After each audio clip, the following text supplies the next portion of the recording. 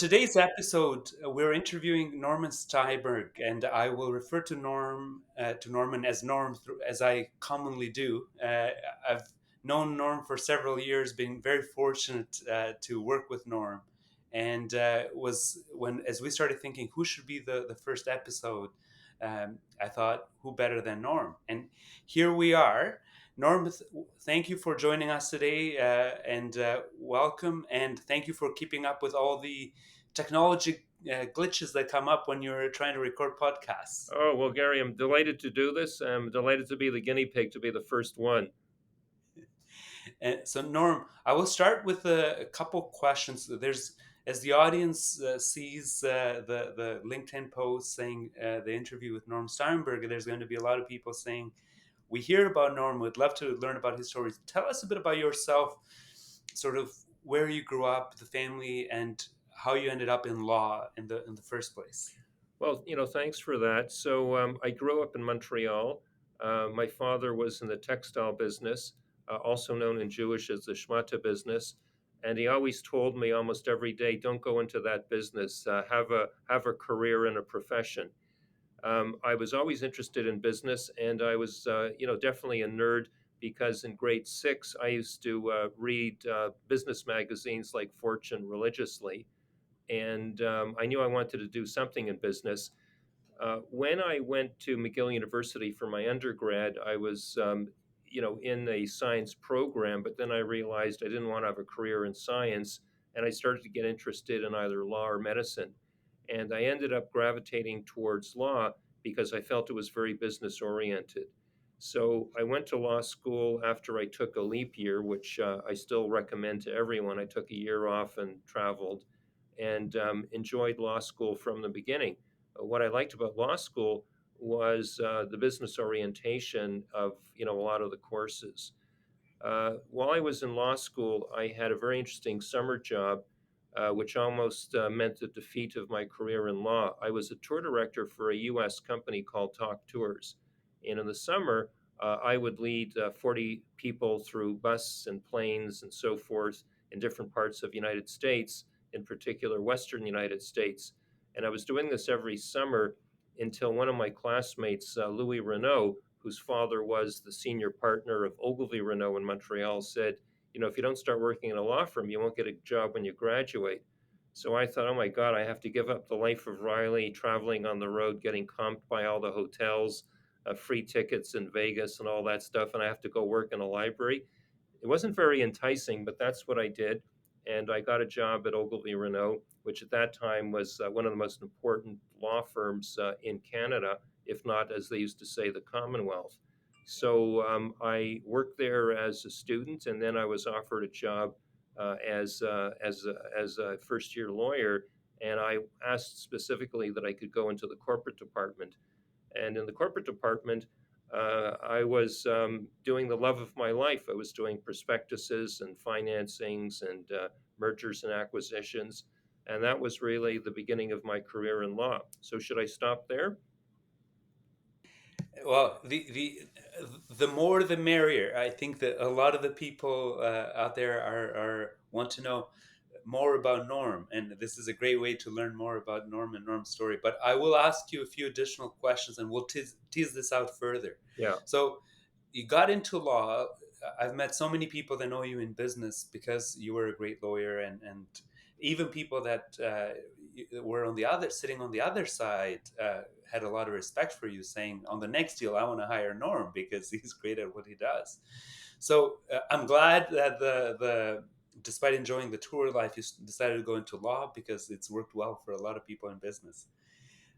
Now, Norm, what drives you? Clearly, from being chairman of Norm Rose Canada, Norm Rose globally, and now vice chair at BFL, even at Alexa Translations.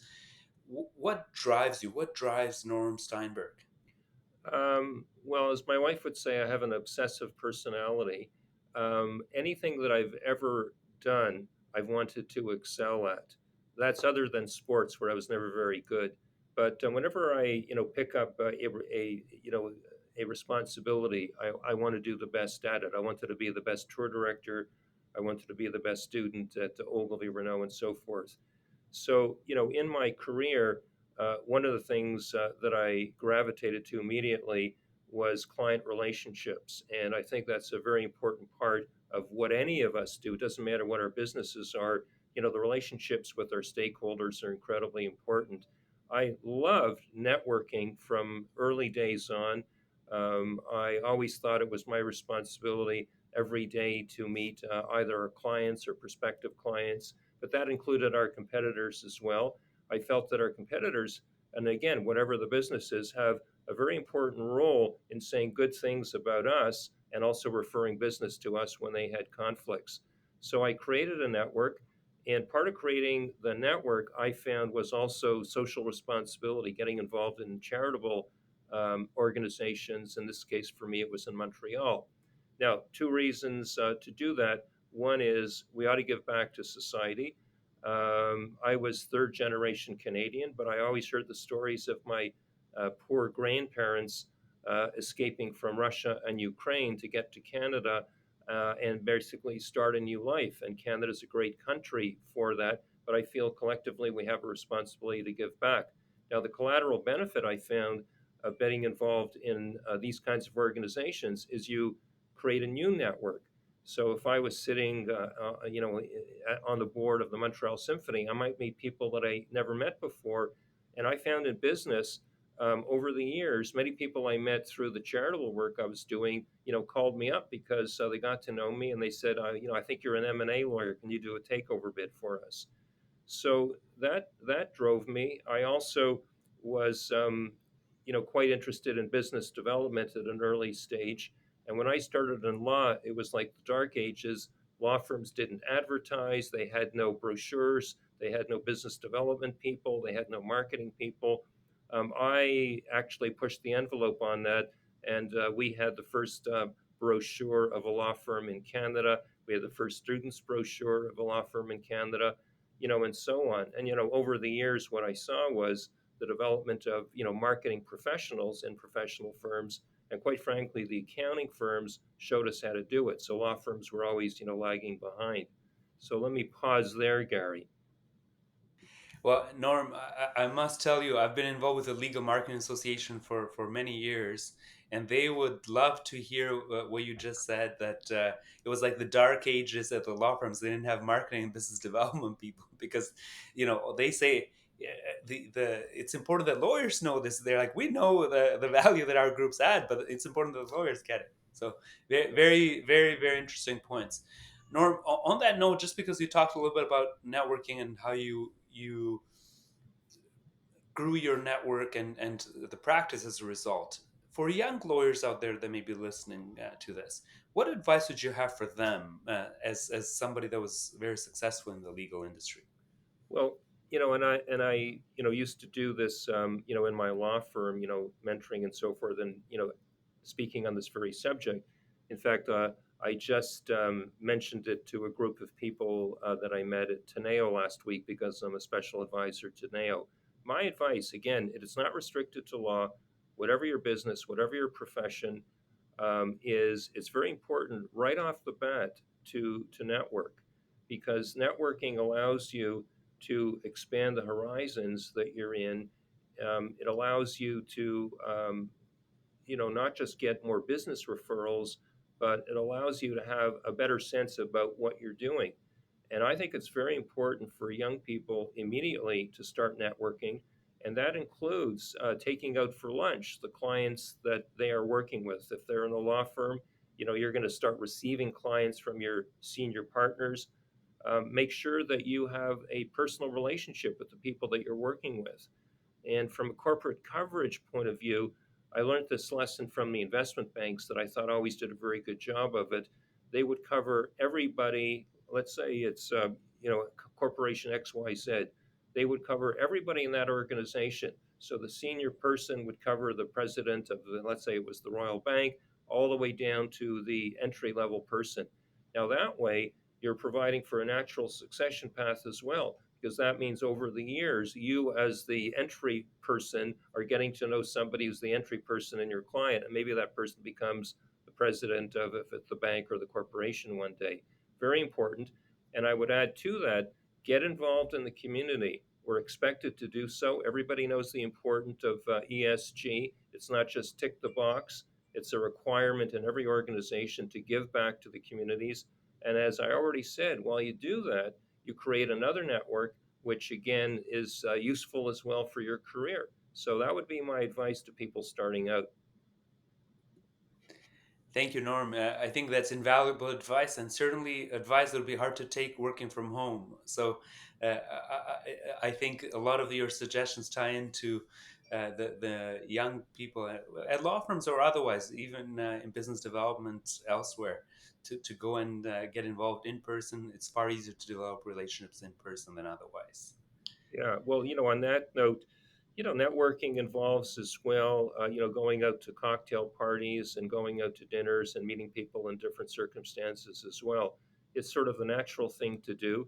And I think the problem with COVID is a lot of people have become complacent and don't realize the importance of not only returning to the office, but also, socializing with clients and peers and competitors and so forth.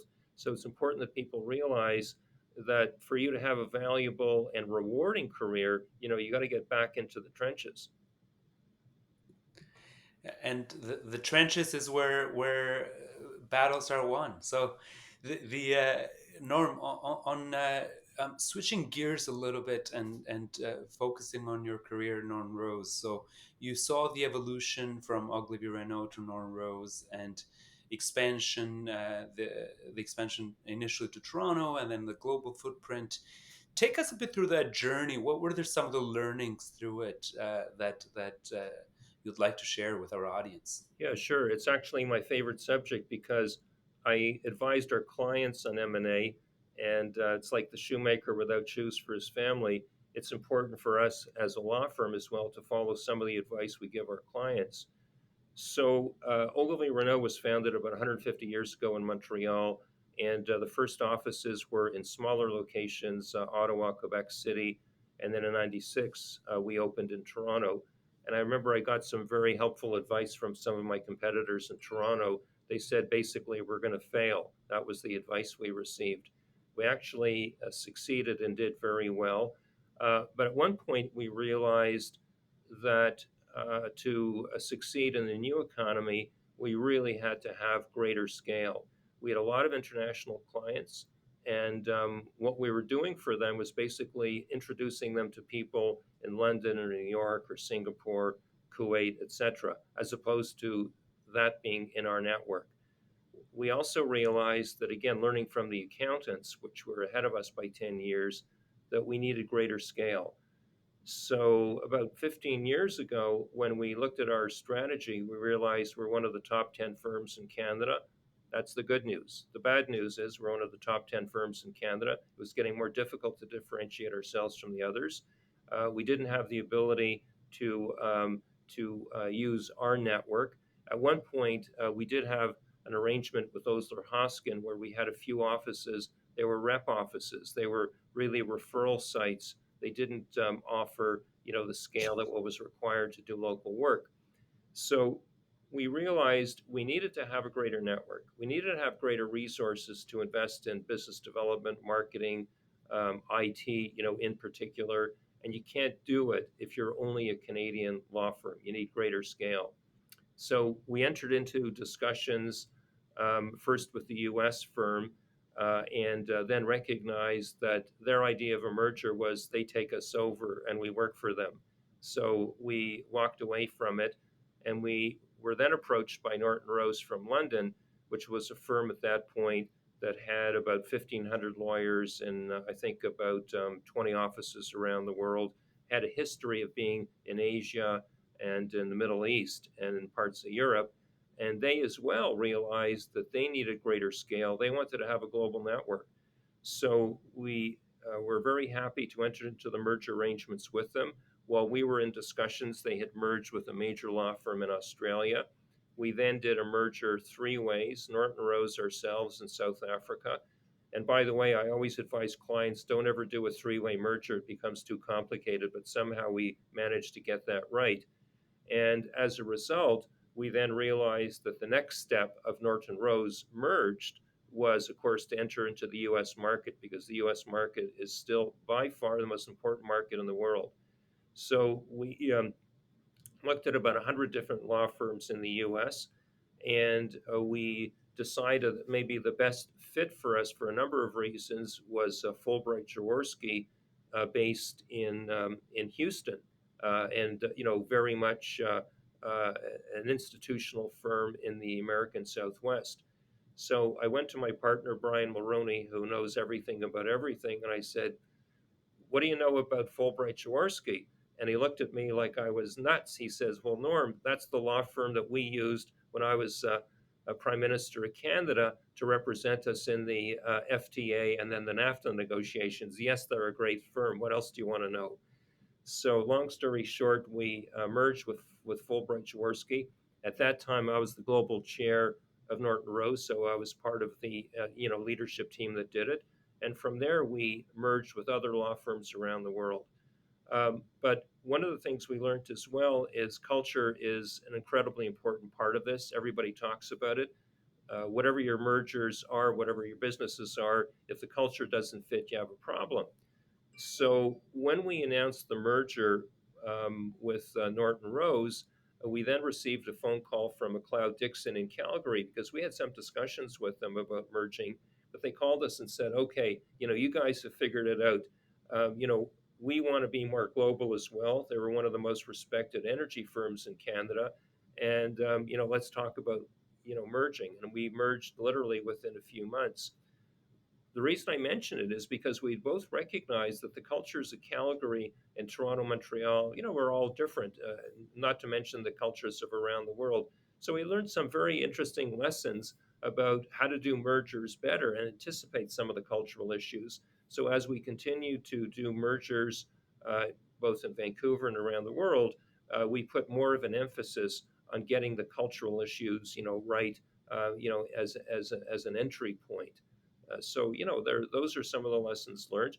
What we also learned was the importance of the lawyers, of the staff, the team from around the world to get to know each other. Because if you want to operate as a global firm, everybody's got to feel they're part of the platform. So maybe I'll stop there and pause. No, it's fascinating, Norman, and I knew some of the story superficially from seeing this happen in the marketplace, but certainly the inner workings are extremely interesting on how it played out. Now, being in a leadership positions, there must have been situations that were very challenging. Not just this, but in your leadership positions throughout your career. What are some of the most challenging situations in leadership that you encountered, and the learnings from them? Well, The whether it's one, whether it's multiple, I'd love to hear, because as you can appreciate, leaders are always in a position where they deal with challenging situations, and often it's though they're inevitable. You're bound to, as a leader, run into challenging situations.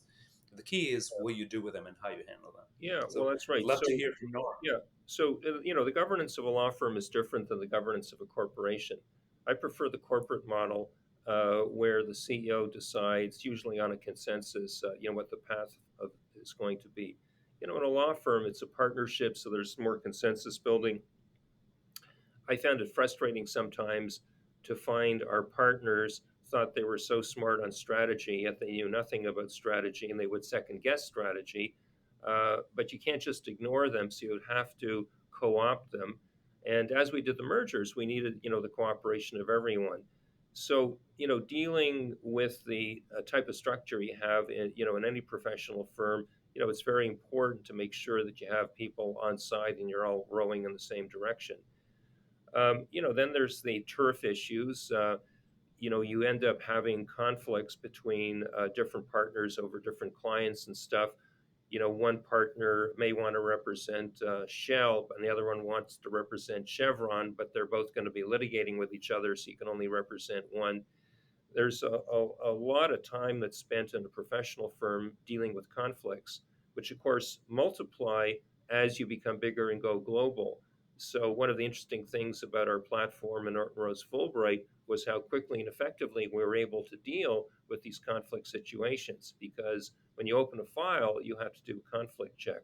So, and then it's very often a question of dealing with partners to understand there may be a winner and loser. The platform's the winner, but a personal partner may be the individual, loser on it. I thought also it was very important to be transparent about the information going on. And I remember when I was a global chair, when I first started visiting some of the offices, the local managing partner would say, okay, well, we'll have like 3 or 4 meetings. One will be with the non lawyers, then it'll be with the associate lawyers, then it will be the partners. And I would say, no, I'd like to meet everyone all at once because I'm not going to have a different message for any of them. I think it's important for all of us to understand where we are, what are the issues that we're dealing with as a firm, what are the challenges, particularly how it relates to the local market. I've always believed in full transparency. And on an individual basis, when I was always working with great EAs that I had, they knew everything. And some of my partners were appalled that they knew some of the stuff that we were doing that was supposedly confidential. But I felt to have an effective relationship and leverage the intelligence of our EA, they ought to know what's going on. So I was dug in my feet on that one. My EAs always know everything that I know, and I always found it was a very effective way to work with them. So those are some of the issues, but basically it's a people business. But again, in the model of a professional firm, you don't have quite the authority structure that you do in a corporation. No, and that makes a lot of sense, Norm. Certainly, anyone that has been in whether it's law firms, accounting firms, engineering firms, any professional services firms in that context understands the pain points of the model. Norm, so one thing I want to ask you is every business leader that I've spoken to that has worked with you had a lot of respect for you as a lawyer, as an advisor. What made you successful? How did you add value to clients in a way that they all have such tremendous respect for you? Well, thanks for that point. Again, I believe in the model of a trusted advisor. So there's several points to respond to your question. The first is that I used to tell our lawyers, our lawyers at Ogilvy, Renault, and Norton Rose, they all thought they were the smartest, the best, and everything. And I basically said, no, you're not. There's just as smart lawyers across the street here and across the street in London and so forth. What differentiates us from our competitors is we have to be the trusted advisors. We have to bring added value to the relationship, and that's what will distinguish us from our competitors. That's what allows us to retain client relationships. That's what allows us to steal clients from other firms because we bring added value. Now, added value is many different things. I used to start my day, and I still do, by checking all the news. I have a Google Alert on for the clients I was responsible for, at the law firm. And today, wearing various board hats, I have Google Alerts on. So I know what's going on right away. And if I was a lawyer and I would see, I was the partner responsible for Domtar, I would see, flash, something's just happened to Domtar, good, bad, or ugly. Then I would immediately email the CEO or the general counsel or the CFO or all of them, stay connected with them, and be one step ahead. And I found it was also very useful in terms of getting together with clients that I had a broad understanding of their business. So that's the second point that everybody's taught now. You have to have a broad understanding of your client to properly serve them. The third point was I always felt it was incredibly important to give the advice that I thought was the right advice, whether the clients wanted to hear it or not. And I would sometimes go into a boardroom and give my advice on an issue. Now, I observed some other lawyers. I remember being involved in a restructuring where we were board counsel and the company counsel came in, and it was, well, it could be this, could be that, and as opposed to giving a direct opinion. So I listened to all that, and then they turned to me as the board counsel, and they said, what do you think? And I said, well, look, if I were sitting in your shoes, here's what I would do. Unequivocally, here's what I would do. That's the course of action. And this is what boards, this is what clients want to hear. They want direct advice, not a little bit lawyerly. Well, it could be this, could be that. Because a lot of lawyers think that they're going to get sued if they give advice that somehow turns out to be wrong. I never worried about that. And by the way, nobody ever sued me. What clients want, and they expect it from their investment banks as well, is direct advice. Now, they may not agree with it all the time, but that's our job, is to give them the advice that we believe. And I think I developed a reputation as being a straight shooter, and that I also employed the best of the best. So I never thought I was necessarily the best M&A lawyer or the best securities lawyer, but when I went into a boardroom, I had basically been prepped by our team. If we were involved in a deal, I would have a meeting every day at the end of the day with our whole team to go through with all the issues. I'd synthesize it and make sure that I understood, what the issues would be. And in meeting with clients, whether it was the management team, and or the board, I felt that it was my job to synthesize it, give them the advice, and they could follow it or not follow it. But I wasn't going to be worried about whether the advice was possibly wrong and somebody in the future was going to criticize us. That never happened. So that would be, my advice, and that's why I loved what I did, because I found very great reception from the management and boards when I gave them straight advice. And Norm, I cannot tell you how incredibly valuable that is to in-house counsel. And all the conversations I've had with in-house counsel, one of the things they say is, when we ask for advice from our lawyers and they give us, here's 10 options, like that doesn't make my life easier. Then it's decision fatigue. Then we have to deal with narrowing it down versus if my external counsel said, here's two options and here's what I recommend from these two options. They've done the pre-selection for me and are coming with a recommendation by understanding our business and making our life easier. So really important takeaway, and I think Yeah. it'll really resonate with our audience. If I could add one point to that, you've raised a very Please, interesting point. please. So, general counsel, so I mean, basically, our client for most organizations was the general counsel. That was our client who hired and fired us. And I find very often we're dealing with great general counsels across the country, across the world. Sometimes they would need our support. Like they would have a very strong opinion about something, but the president and the CFO or maybe the board would say, "Are you sure about that?" And so part of my job was, if I agreed with it, which usually I did, was to come in and say, by the way, if I can take Simon Fisher's example, Simon said this, I absolutely totally agree for these 10 reasons. And often that was all that they needed to hear. But it's kind of like in a family where your parents don't actually listen to you, but if somebody outside the family says the same thing, it sort of resonates with greater value. So I think that's a very important part of the relationship of outside counsel. Thank you, Norm. It'll definitely resonate. Switching gears a little bit now, conversely, being in the position you were in as an advisor to a lot of companies, you dealt with a lot of executives, board members. What advice would you have for company executives, board members? What were some of the greatest leaders you met, and what their attributes were, so that if somebody's in a leadership position somewhere, whether public company, private, they're saying, here's what we need to emulate to really reflect a lot of what Norm has seen in his business experience.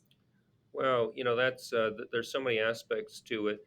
You know, when I sit on boards and I look at people that I respect, what I respect is, number one, is they have a full command of the business that they are the CEO of.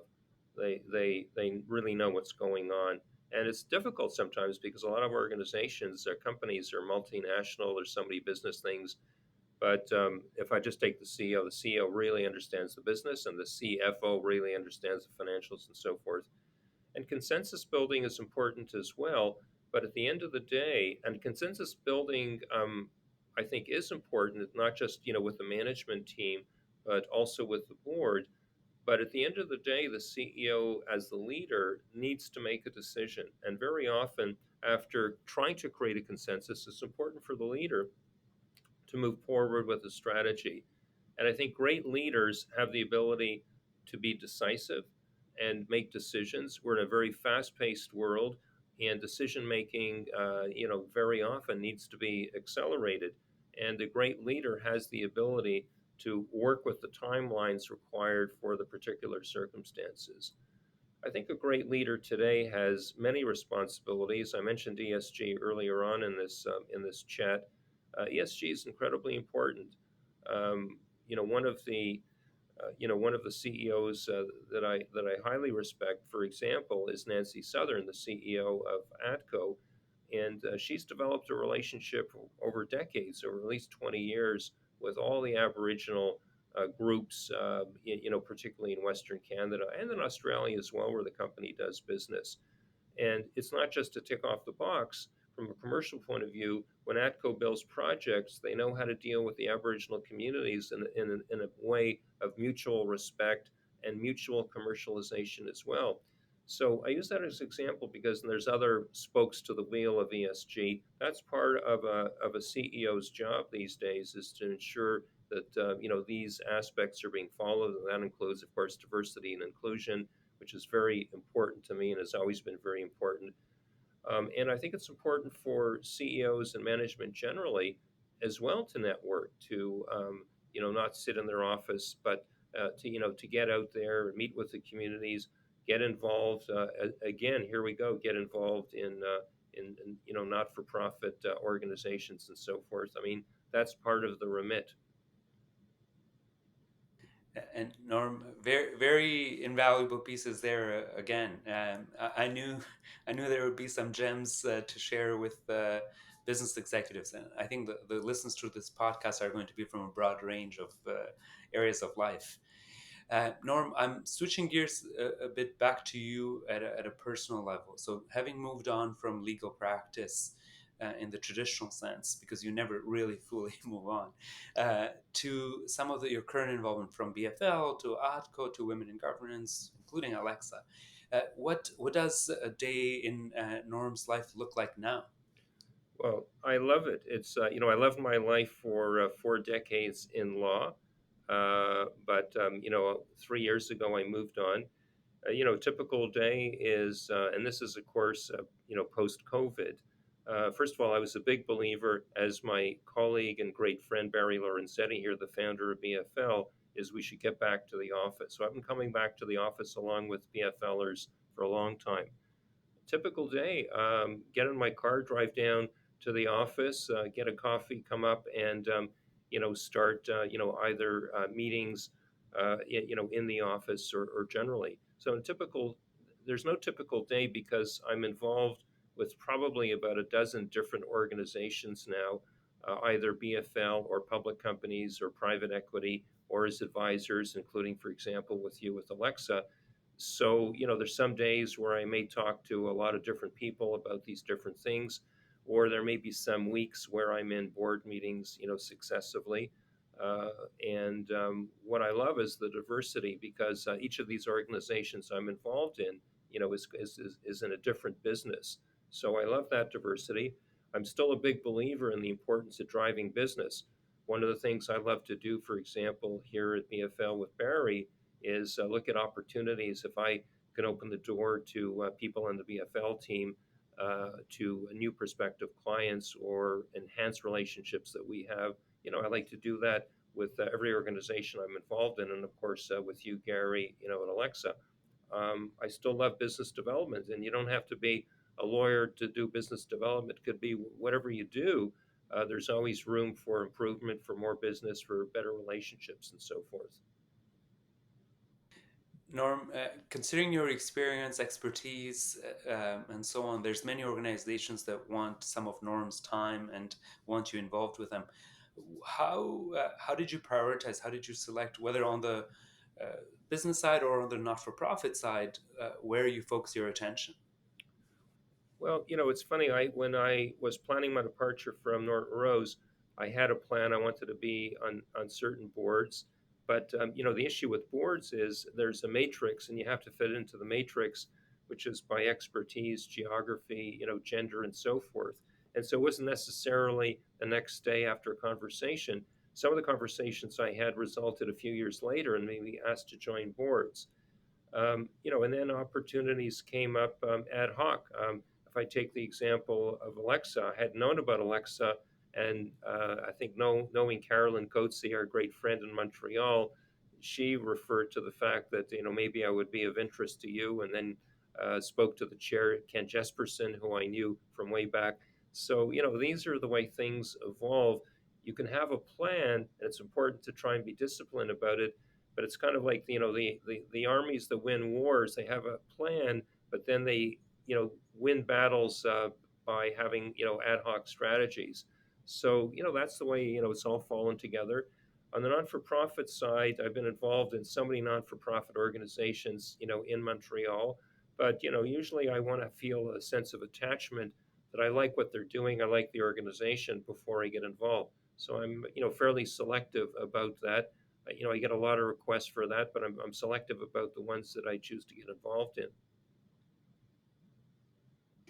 Norm, again, very interesting. In fact, it sort of deciphering from your suggestion to any professionals out there, whether it's partners at law firms, accounting firms, and so on, about to move on to the next step in their career, or executives, to have that pipeline of opportunities they are considering in advance, knowing that it won't happen overnight, and that to express that interest early on. So uh, you've heard it from Norm directly. Yeah. Uh, Norm, the switching slightly again, with still focusing on you personally, but you have balanced things throughout your entire career, even now. So you may be working harder now than you did when you were a partner. Mhm. But what were some of your time management skills, and how did you're so responsive, you're so engaged. No one would ever know that you're involved in so many organizations because you feel so dedicated to anything you're involved with. How did you manage all that? How do you stay on top of these things and still have a family and everything else that comes with it? Yeah, no, I think that's a great question. I always was focused on being disciplined and being organized. And I remember early on at Ogilvy Renault, I went to my first meeting. It was actually at Domtar with Claude Fontaine, who was a mentor. And we left the meeting, and it was to do an acquisition. And he said, the first thing we do is a to do list, all the things that have to be done. Then let's do the closing agenda. Then let's do the timeline. And I learned, right away the importance of organization. So anytime that I was ever involved in any particular matter, and you don't have to be a lawyer to do it, it's so important to organize what you have to do and what the timeline to do it is.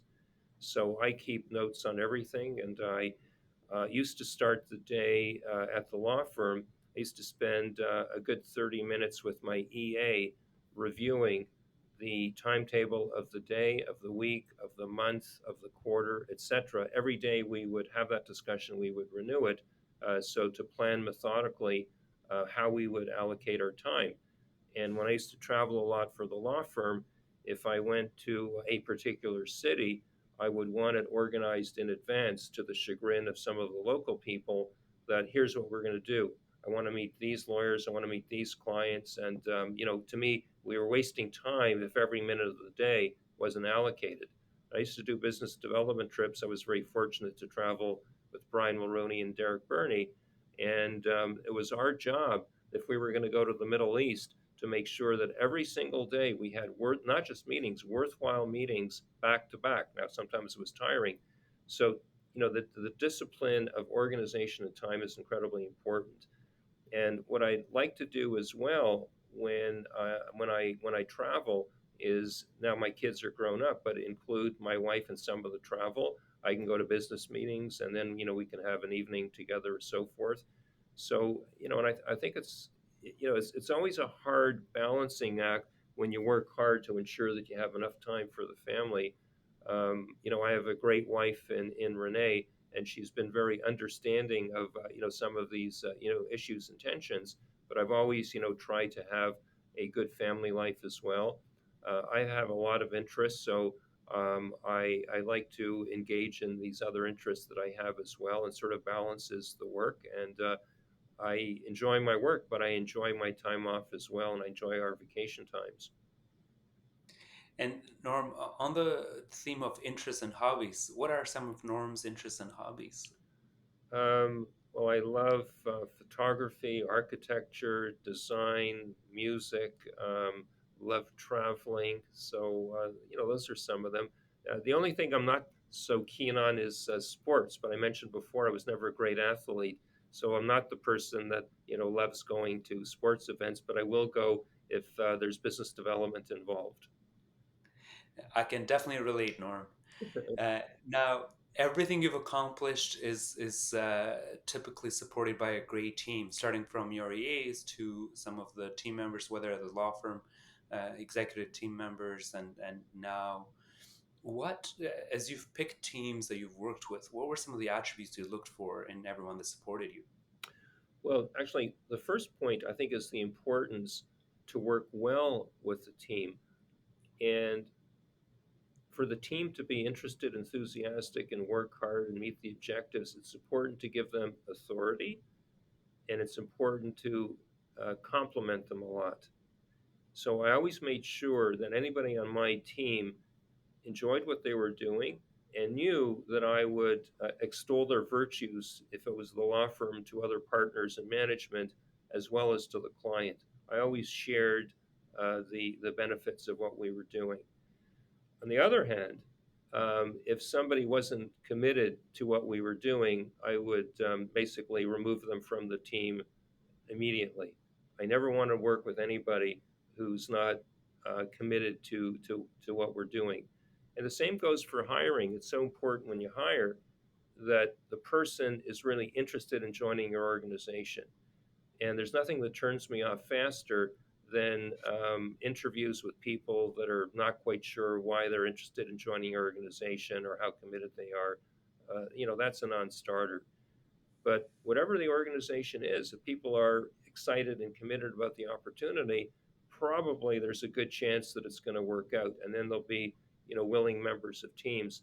But I was a big believer in working with teams because I said to you, I didn't consider myself necessarily the best at anything, but I always made sure that I had the best people on my teams. And I think working with the team well means I think a lot of brainstorming, a lot of consensus building, around issues that you create better value for a client, whatever the business is, by having a bunch of people discuss matters. And I used to have team meetings with our clients instead of sort of having an internal meeting in the law firm. I would say at 5 o'clock, why don't we do this? Let's have our team get together with the general counsel and his or her team, and let's go through some of the issues. I wasn't embarrassed that we didn't have all the answers, but I thought by combining the session with our clients, we would derive, greater value. And everybody would be more interested as well, and it would create better relationships with our clients. Extremely invaluable insights, Norm, for anyone that is building teams. And I knew there would be a lot of insight there, and I'm glad I asked the question. Now, Norm, I could be here asking you questions all day. I had prepared so many more questions Yeah, that I think we're going to need a second episode to this, which is a good thing. At some point in the new year, we do another episode because there's so much for really that I'm learning from you directly, and it's what a privilege it is to do this, and that I think a lot of our audience could benefit from. But what I wanted to do is thank you for your time today to do this, and a lot to unpack for everyone listening, because every comment you made had a lot of experience behind it, and I think. The I wish I could be taking notes while doing this, so I'm going to have to listen to the recording and take the notes yeah, afterwards. yeah. Well, it's fun for me. I've had a lot of fun in my career, and I'm having a lot of fun in my sort of second career. So great questions, Gary, and I enjoyed this, and I enjoy also where we're going with Alexa. It's very exciting for me. And it's, to your point, it's all about great teams, and having a great board of advisors with members such as yourself makes such a huge difference. And with a great announcement to come.